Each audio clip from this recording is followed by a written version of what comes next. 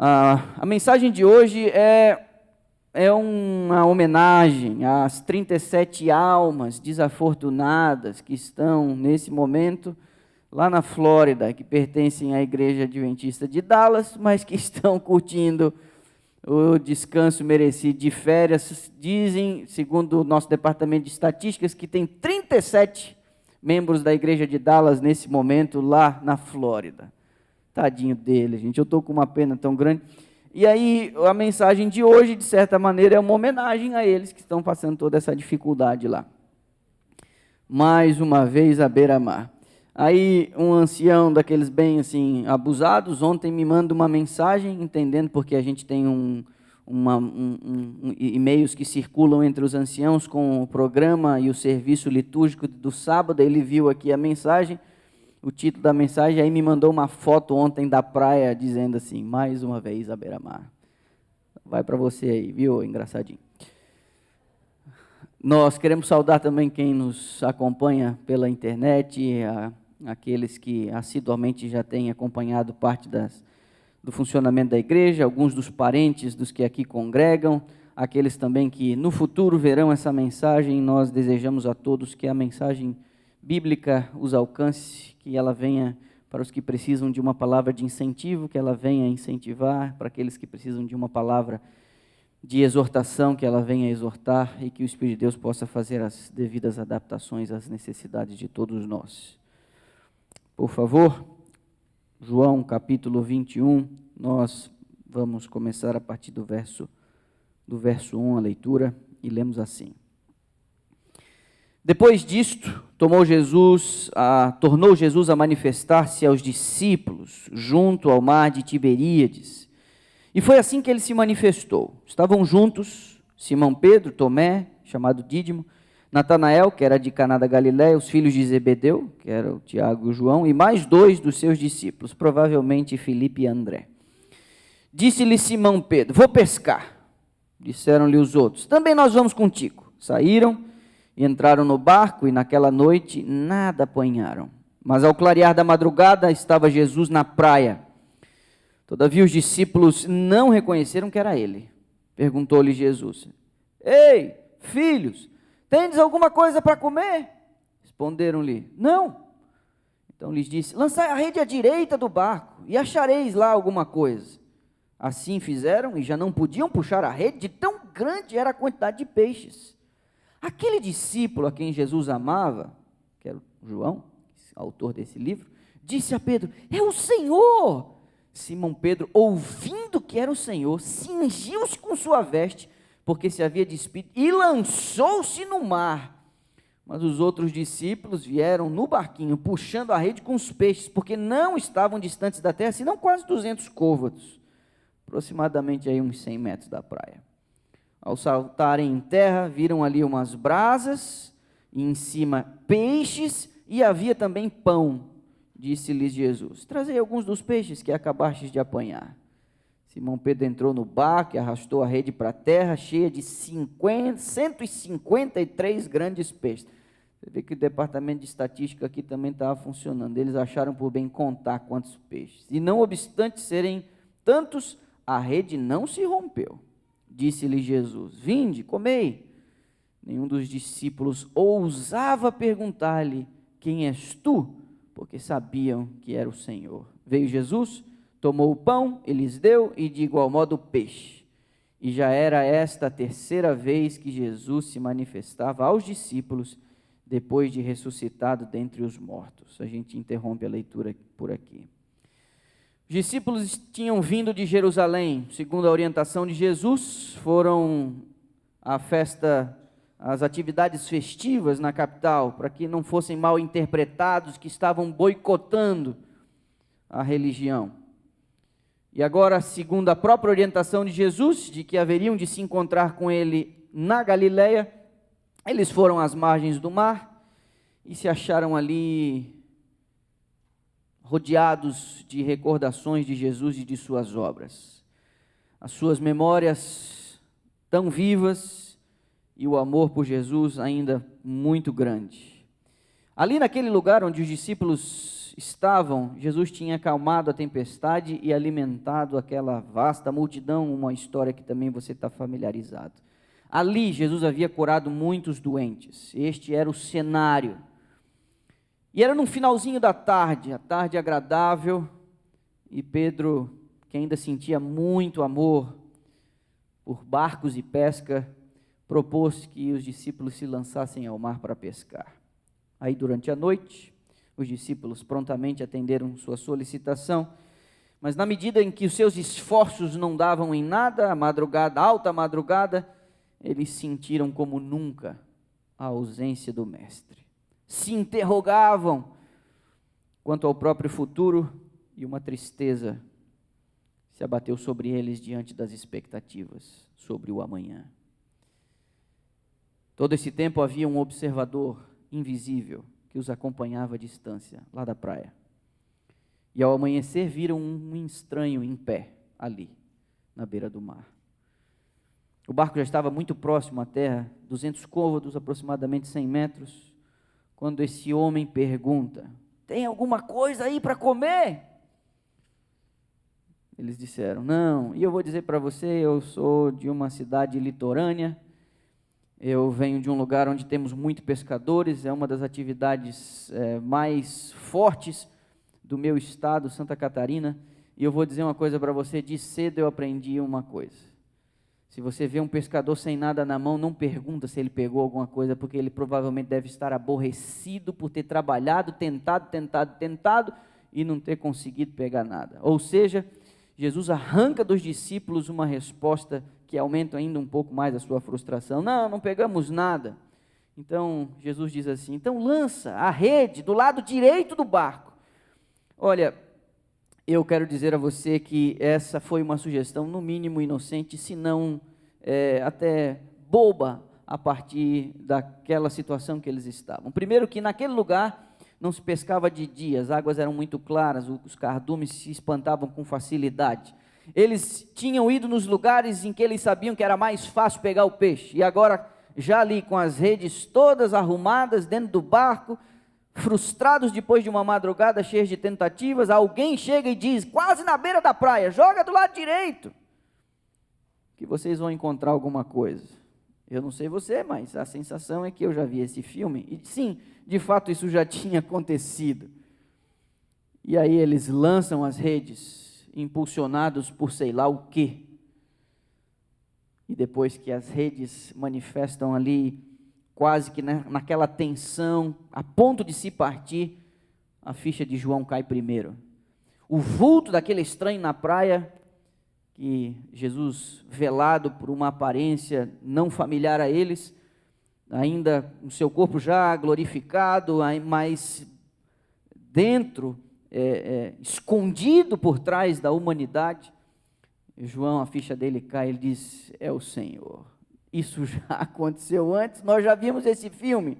E aí Pedro, que se apercebe apenas depois que João fala, ele meio que se ajeita, coloca a parte da roupa. João estava meio à vontade ali no barco pescando, e aí Pedro, tinha que ser ele mesmo. Ele não se aguenta, ele deixa os outros com a tarefa difícil de puxar as redes, e eufórico ele pula na água.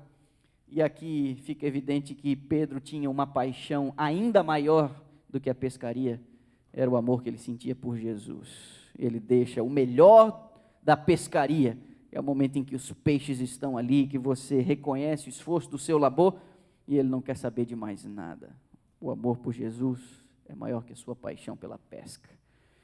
Ao chegarem na praia, já havia fogo, já havia peixe e já havia pão, tudo preparado para um de jejum caprichado, ali na beira da praia. Depois de tudo pronto, eles se sentam para comer. Os discípulos estavam tão atordoados, que eles nem questionaram sobre onde é que Jesus tinha arrumado aquele peixe, como é que ele tinha acendido aquele fogo. Aí a memória vem, a cena da multidão sentada naquela relva, quando Jesus alimentara com aquele lanchinho do rapaz, do garoto, e eles olhavam com misterioso interesse cada um dos movimentos de Jesus em seu corpo já ressuscitado. Havia aqui uma lição a ser aprendida, e os discípulos precisavam se familiarizar com o seu Senhor depois da ressurreição, para que a noção da ressurreição no corpo não ficasse perdida por uma noção abstrata ou mística, apenas o vulto de alguém. Não, Jesus queria que eles entendessem que na matéria houve a ressurreição, ela era real, e eles estavam agora servindo a um Deus vivo e poderoso, que havia vencido a morte. Sim. A repetição do milagre tinha um objetivo muito claro, é que o chamado dos discípulos mantinha-se inalterado. Farei de vocês pescadores de homens. Foi isso que ele disse numa outra pesca milagrosa. E nesse intervalo, eles tinham passado muito tempo com Jesus. E Jesus já havia dado provas de que absolutamente nenhum recurso faltaria para a manutenção da vida da família e para o avanço da obra. E agora, ao repetir o milagre, ele estava dizendo: as coisas e o plano continuam inalterados. Agora, Ellen White nos ajuda a entender aqui uma coisa que a gente, numa leitura superficial, acaba não pegando, mas o profeta empresta-se do dom de Deus para nos ajudar a compreender. Quando Jesus recomenda que eles jogassem as redes do lado direito do barco, era o lado onde ele se encontrava, diz Ellen White. E aqui tem uma lição importante, era o lado da fé. E se eles trabalhassem em ligação com Cristo, tudo daria certo. Aqui Cristo se torna a garantia quando nós seguimos o seu conselho. Faz a coisa do meu lado, porque assim vai dar certo. Mas há aqui uma coisa ainda importante que nós precisamos entender. Dizia com respeito especialmente a Pedro, a negação do apóstolo, do discípulo, e o seu vergonhoso contraste com a anterior profissão de lealdade, você deve lembrar: se todo mundo aqui te abandonar, de modo nenhum eu te deixarei. Ele se coloca acima de todos, cheio de autoconfiança. Mas você deve lembrar também que ele desonrou a Cristo e incorreu na desconfiança dos seus irmãos. Inclusive, eles pensavam que Pedro não tinha mais permissão para ocupar a sua posição anterior. Esse era o sentimento que havia entre eles. E ele próprio achava que tinha perdido o direito ao depósito que lhe fora confiado. Então, antes de ser chamado, a sua obra apostólica devia dar perante todos eles o testemunho do seu arrependimento. Sem isso, o seu pecado de ter negado a Cristo daquele jeito, embora ele já houvesse se arrependido, poderia lhe destruir a influência como ministro de Cristo. Então, o Salvador lhe dá a oportunidade de reconquistar a confiança dos irmãos, tanto quanto possível, da sua parte, afastar a mancha que ele trouxera sobre o Evangelho. Aqui se dá uma lição a todos os seguidores de Cristo. O Evangelho não negocia com o mal. O Evangelho não negocia com o pecado. Não se pode desculpar o pecado. Ellen White assim se manifesta: a vergonha do discípulo de Cristo é lançada sobre Cristo. Faz com que Satanás triunfe e tropecem as almas vacilantes. O pecado de alguém traz vergonha sobre Cristo e facilita que os vacilantes tropecem. É isso que ela está dizendo. Dando provas do seu arrependimento, deve o discípulo remover a injúria, tanto quanto esteja ao seu alcance. Quando questionado sobre o amor que sentia por Jesus, antes da sua morte, como eu já declarei, Pedro se achava seguro que amava mais a Jesus do que todos os outros. E deixa eu dizer aqui uma coisa para você: quando ele disse aquilo, ele estava sendo sincero. Porque se tinha uma coisa que esse bruto apóstolo sentia por Jesus, era um amor que ele não podia nem explicar. E ele estava sendo sincero. Mas deixa eu dizer para você, na vida cristã, no seu trabalho, na família e nas mais variadas áreas da nossa existência, sinceridade não é tudo. Aí alguém pode dizer: como é que você sabe que ele estava sendo sincero? Sim, ele não vai para o jardim do Getsemane segurando uma espada? Quando Jesus falou: olha, vai complicar e todo mundo vai fugir, ele fala: eu não, se te deixarem eu não, e ele vai armado para o jardim. E você deve lembrar o que ele fez: ele tira a orelha do soldado. Ele estava disposto a lutar e a morrer por Jesus. Não questione a sinceridade de Pedro, porém, a questão é onde essa sinceridade estava apoiada. Meu irmão, eu e você precisamos diferenciar a autoconfiança da confiança no alto. A gente pode ser sincero o que for, mas se a nossa sinceridade se apoia apenas na nossa vontade e na força de nós mesmos, em algum momento essa sinceridade vai se mostrar infrutífera. Não vai terminar bem. A nossa sinceridade precisa se apoiar no alto. Confiança no alto e não autoconfiança. Sim, Senhor, ele responde. Tu sabes que eu te amo, porque Jesus faz a pergunta. Pedro, você me ama mais do que estes? E agora estão todos ali, os 7 mais Jesus, os 8, em volta daquela fogueira, e é diante daquelas testemunhas que Jesus faz a primeira pergunta. Pedro, você me ama mais do que todos eles? Isso você consegue perceber aí no verso 15. Mas agora Pedro, você conhece aquele ditado, né? Quando você queima a boca com leite quente, você sopra até iogurte. Ele está escaldado. Ele tinha aprendido a lição. Pedro, você me ama mais do que todo mundo aqui? Ele fala, Senhor, tu sabes que eu te amo.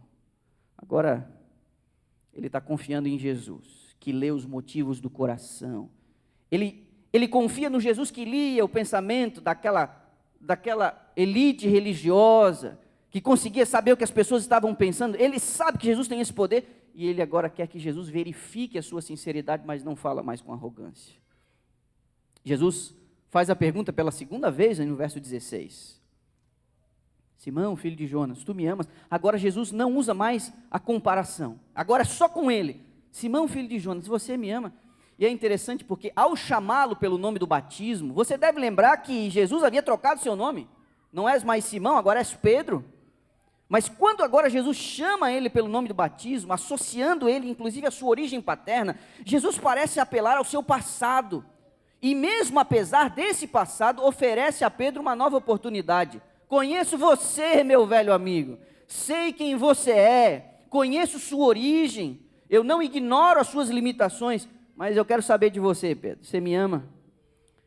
Apesar de tudo isto, Jesus faz uma proposta para ele. Cuida das minhas ovelhas. Uma terceira vez ainda, Jesus lhe faz a mesma pergunta, verso 17. A Bíblia diz que Pedro se entristece com a ideia de que Jesus estava duvidando dele. Mas não era o caso.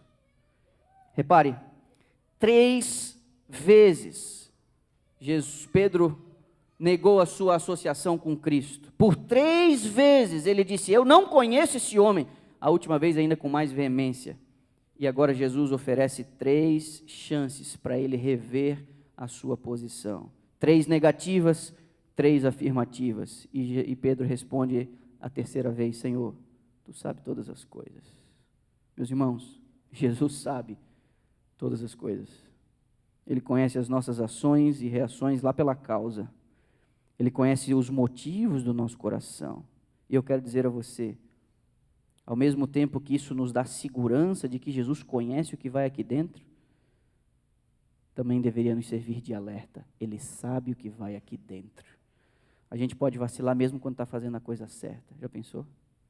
Ele sabe todas as coisas. As 3 perguntas, acompanhadas das mesmas respostas, seguidas da mesma recomendação, deixaram claro para os discípulos que Pedro estava reintegrado ao ministério, porque Jesus disse, apacenta os meus cordeirinhos, apacenta o meu rebanho, cuida da minha igreja. Completamente humilhado ele se achava, o que houvera antes sido tão orgulhoso. Ellen White diz, Pedro era naturalmente ousado e impulsivo, e Satanás se aproveitara dessas características para o derrotar.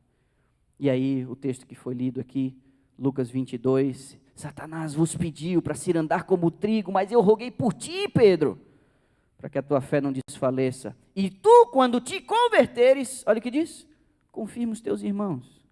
Ao ler as 2 epístolas de Pedro, você vai perceber uma mudança tremenda na vida do apóstolo. Ele tem um jeito todo especial de abordar e de incentivar a igreja. Sim, ele havia passado por uma grande transformação. Essa grande transformação havia chegado na vida de Pedro. As incisivas, penetrantes perguntas do Senhor não provocaram réplica ousada ou presunçosa nele. Em virtude da sua humilhação e do seu arrependimento, Pedro agora estava mais preparado do que nunca para agir como pastor junto ao rebanho. Antes de sua queda, Pedro estava sempre falando desavisadamente, levado pelo impulso do momento, sempre pronto a corrigir os outros, exprimia os próprios pensamentos, antes de ter uma ideia clara a respeito de si mesmo ou do que ia dizer.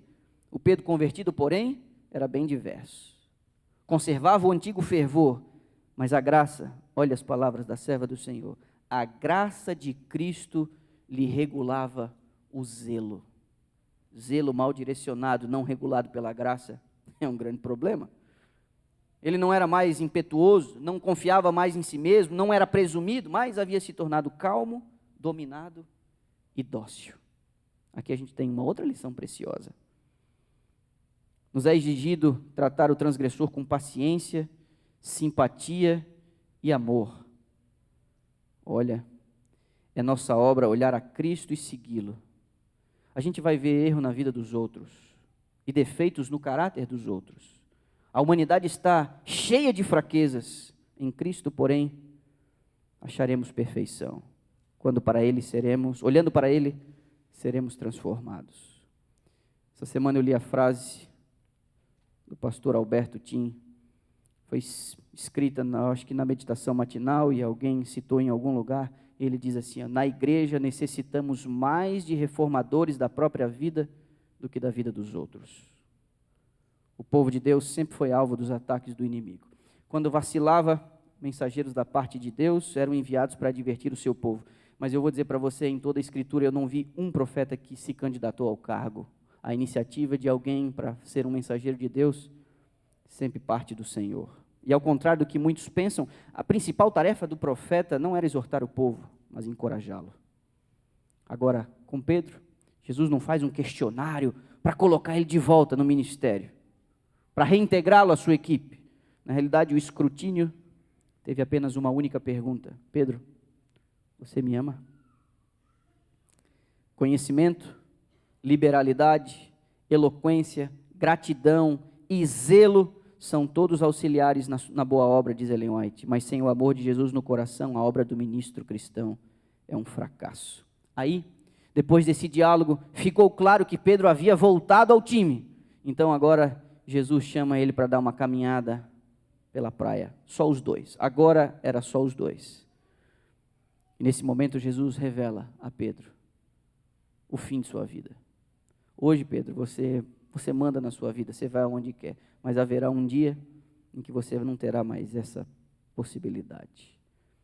E Pedro, quando ele soube disso da parte de Jesus, ele não ficou nem um pouco triste ou desanimado, ele até ficou feliz em honrar Jesus com sua morte. E quando esse dia chegou, você deve lembrar, a tradição assim nos diz, no dia de sua condenação, por morte de cruz, ele diz assim: eu não tenho o direito, eu não tenho a honra de morrer como meu Senhor. Então, vocês, por favor, vocês coloquem essa cruz aí de cabeça para baixo. Coisa incrível. Mas você quer ver? Ele ainda é Pedro. Ele ainda está num processo de transformação. Jesus fala para ele como é que vai ser o futuro, como é que vai ser a vida dele. Ele antecipa o seu martírio. Pedro recebe isso com alegria, em poder honrar o Senhor com a vida e com a morte. Mas aí no instante seguinte, os dois que estão caminhando na praia, João está passando ali perto, e os dois eram muito amigos. E aí agora Pedro tem uma curiosidade para saber o que vai acontecer com João. Porque se você está dizendo para mim que a minha vida vai terminar assim, e aí ele ali, como é que vai ser? Verso 22. Jesus diz assim: se eu quiser que esse fique até que eu venha, que te importas? Quanto a ti, segue-me. É Pedro. Aqui temos uma outra grande lição. Meu irmão, não quero parecer indelicado, mas ouça o que eu vou lhe dizer. Não é nosso papel cuidar da vida dos outros. Você já tem muito com o que se preocupar. Diz Ellen White: é dever de cada um seguir a Cristo sem indevida ansiedade quanto ao trabalho designado a outros. Há um grande perigo em ficar cuidando da vida dos outros. Quando a gente olha demais para quem está à nossa volta, a gente pode até desejar uma vida que não é nossa, que a gente nem tem. A gente corre o risco de se entristecer, inclusive com o sucesso dos outros. E eu vou dizer aqui para você, vou trabalhar isso com um pouco mais de cuidado no futuro próximo. Chorar com os que choram não é difícil, mas rir com os que riem precisa de muita nobreza de caráter. Tem muita gente que não gosta de ver os outros indo bem. Isso não está correto. Quando a gente cuida demais da vida dos outros, a gente pode até aumentar o problema com o nosso juízo desequilibrado. A única interferência que nos é autorizada a fazer na vida das outras pessoas é o exercício do amor. Diz a palavra, não deva nada a ninguém a não ser o amor. Qualquer outra motivação é prejudicial.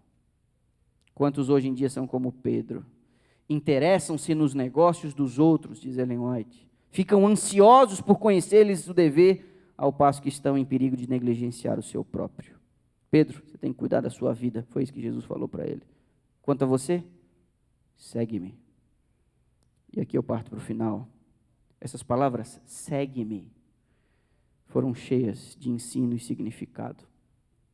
Não somente para a sua morte, mas para cada passo de sua vida. Até então, Pedro fora sempre inclinado a agir de forma independente de Cristo. Tinha procurado fazer os seus projetos para a obra de Deus em lugar de esperar para seguir o plano divino. Nada poderia ele lucrar, no entanto, por antecipar-se ao Senhor.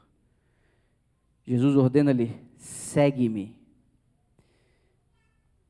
Nós não temos muitos detalhes através do relato do capítulo 21 de João, mas o comentário que a serva do Senhor faz no livro Desejado de Todas as Nações, traz aqui pelo menos 2 ou 3 frases que foram ditas por Jesus a ele nessa ocasião. E as frases são as seguintes: Pedro, não corras adiante de mim. E aqui eu paro um minutinho. Nós temos a grande tendência de nossa caminhada cristã tomarmos a frente do Senhor, deixando Ele para trás.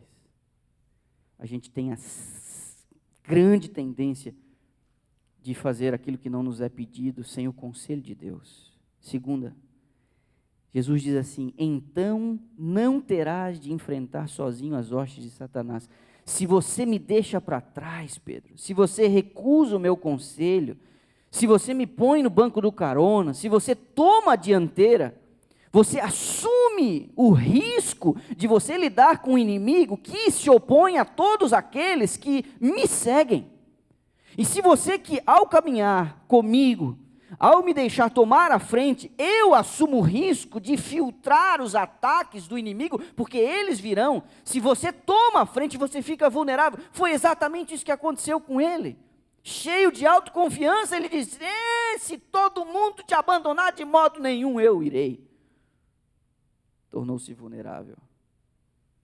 E aí Jesus complementa, deixa-me ir à tua frente, e tu não serás vencido pelo maligno. A gente está se tornando uma presa fácil aos ataques de Satanás, porque temos agido independentemente de Cristo. A gente, como eu mencionei, a gente diz, deixa que daqui eu assumo. É a triste tendência de a gente dizer a Ele, o Senhor entra com um milagre e deixa o plano, a estratégia comigo. E nós não consultamos o Senhor para muitas das coisas que nós deveríamos. Deixa eu dizer a você, quando nós seguimos o conselho do Senhor, Ele assume os riscos, Ele é a nossa garantia. Enquanto eu falo aqui, o Espírito de Deus, de alguma forma, aponta a você alguma área da sua vida em que você tem tomado a dianteira. Você tem feito negócios, você tem feito transações, você tem mudado os rumos da casa, da família, trocado de cidade, de trabalho. Quem sabe você tem se candidatado a algo, tem recusado algo sem o conselho de Deus. Escolha da profissão para os mais novos, um namoro desavisado, sem o conselho daqueles que te amam, sem orar devidamente sobre o assunto. Há algo em sua vida, enquanto eu falo aqui, em que o Espírito de Deus falou com você, olha aqui, você precisa recuperar a posição, você tem que me seguir, você não pode tomar a minha frente. O meu sincero desejo a essa igreja é que, ao entrarmos no conselho divino, nós não tiremos dele a sua posição. História incrível de reintegração, de restauração, de amor, de perdão. História incrível de humilhação e de arrependimento. Jesus resolveu falar com Pedro, tendo os discípulos como testemunhas, e depois resolveu falar com Pedro, estando apenas os dois numa conversa privada. Quando ele tinha os discípulos como testemunhas, ele precisou de tratar algo público. O pecado foi público, o arrependimento deveria ser público. Mas agora, quando vai tratar da sua vida e do seu futuro, esse aqui é um papo só entre eu e você, isso aqui é só entre eu e você, e eu preciso conversar com você. Pedro, você tem que parar de seguir, tomar a dianteira. Você está muito vulnerável, você vem aqui atrás. E Pedro parece ter aprendido. Pedro parece ter decidido viver esse conselho. Eu apenas quero lembrar você um episódio. Pedro era uma figura extraordinária e muito respeitada na igreja. E houve um momento que houve um problema entre ele e Paulo. Você deve lembrar disso. Houve um momento em que Paulo precisou, e Paulo, você sabe, tornou-se um apóstolo fora de tempo. Chegou depois, pegou carona no movimento, o movimento já estava acontecendo. Pedro já havia sido um instrumento de Deus para muitas conversões e muitos milagres, quando Paulo entra no barco para compor o time. Segundo alguns dizem, ele é de fato, genuinamente, o 12º. Paulo entra depois, mas houve um momento em que os dois entraram em linha de colisão sobre um assunto, e Paulo olhou para ele e falou, não. E Pedro sabe o que fez? Você está certo, Paulo, é isso mesmo, foi isso mesmo. Porque esse homem havia se tornado alguém acostumado a andar na carona de Cristo. E aqueles que andam na carona de Cristo, agem de forma correta, coerente com a fé, no privado e publicamente. Que tal deixarmos ele tomar a sua posição? Que tal deixarmos ele enfrentar as maiores batalhas em nosso lugar? Nós não vamos dar conta. Muito fracos e vulneráveis que somos, nós não podemos ir na frente. Nós temos que ir de carona com Cristo. Quanto a ti, segue-me. Que Deus nos abençoe.